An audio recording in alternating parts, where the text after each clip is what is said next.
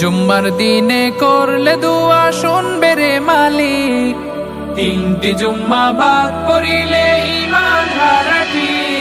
জুম্মা মুবারক হোক, জুম্মা মুবারক হোক, জুম্মা মুবারক হোক, জুম্মা মুবারক হোক। জুম্মার দিনে মুসলমানের হয় যে মহামিলন, ভ্রাতৃত্ব আর সম্প্রীতির ওই ছাড়ে রোশনি কিরণ।